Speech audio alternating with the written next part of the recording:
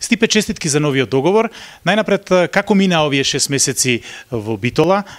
Koji se tvojite prvi impresiji za klubot i gradot i kako je donese odlukata da go proložiš dogovorot i da igraš za Eurofarm Peliste i следната sezona? Pa evo, prije svega hvala i sretni vama isto također blagdani. Prvi 6 mjeseci u Bitoli za mene je bilo stvarno jedno lijepo iskustvo i mislim nismo imali puno utakmica, bilo je malo utakmica, nismo se mogli pripremati, nismo mogli ući kvalitetnu formu, ali sigurno da u ovoj ekipi vidim puno potencijala i stvarno radimo dobro i treniramo dobro i to mi se jako svidilo i tako u 6 mjeseci moj sveukupni dojam je jako dobar. Što se tiče grada, što se tiče Bitole, to je mal gradić koji ima dušu, vidi se da ti svi ljudi žive za rukomet, žive za sport, bilo koji, ali prevladava rukomet, tako da tu mi je za obitelj, za mene, mislim tu sam se našao, tu sam sretan i evo, tako je pristupila ova suradnja za narednu sezonu. Opet ponavljam, vidim da klub dobro radi, da ide ka velikim ciljevima, postavio si je dobre ciljeve, kao cjelokupna uprava skupa s trenerom, sa stručnim štabom radi jako dobro i malo sam razmišljao i vidio zapravo da je to jedna jako pozitivna sredina za mene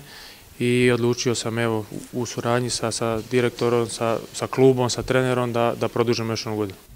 Збор за амбициите, необично беше да се оцени силата на Eurofarm Peliste по само 6 официјални надпревари, но сега има еден густ календар почнувајќи од февруари, 3 надпреварувања, обид да се стигне што е можно подалеку во секој од нив. Кои се целите, со што ќе бидеш задоволен на крајот од оваа сезона? Pa evo sigurno, znači drugi dio sezone, tu je praktički sve nabijeno, kako bi ja rekao, puno će biti utakmica, mislim to za mene neće predstavljati problem jer i Bundesligi kad smo igrali bilo je u tjednu 3 utakmice su bile, tako da bit će jako teška polusezona, treba se puno raditi i gdje vidim Eurofarm Peliste, vidim nas jako visoko, mora uvijek svaki sportaš svi stavlja ambicije, jer to je jedini put ka uspjehu, moraš imati ambicije, moraš imati jedan cilj. Vidim ekipu jako visoko, kako će sad teći tijek utakmica, tijek drugog dijela sezone, to ćemo vidjeti, ali idemo stepenicu po stepenicu, što bi mi rekli kad dolazi prva utakmica sada sa Zagrebom i onda ćemo gledati dalje, ali sigurno da su ambicije jako visoko. Изборува за искуството како е да се игра без публика. Ова беше необична втора половина од годината. Колку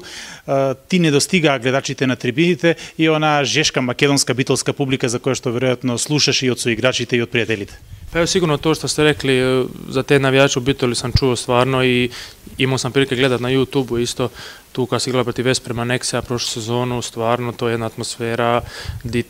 ti daje taj vjetar u leđa kad baš trebaš prebaciti utakmicu da je prebaciš u svoju korist. Oni su tu kao zaleđena, kao jedan veliki vjetar u leđa. Tako da strašno fale svima, ali mislim da nama fale stvarno takva publika s takvim entuzijazmom, s takvom ljubav prema rukometu, sigurno da nam fali i evo, bit će jako čudno igrati drugi dio sezone, pogotovo u tim važnim utakmicama nam fali di nam oni trebaju da prevagnemo, a evo, mi obećajemo i svima i građanima Bitole koji vole rukomet da ćemo svaku utakmicu pokušati da svoj maksimum, opet kažem, moramo ići sa velikim ciljevima dalje.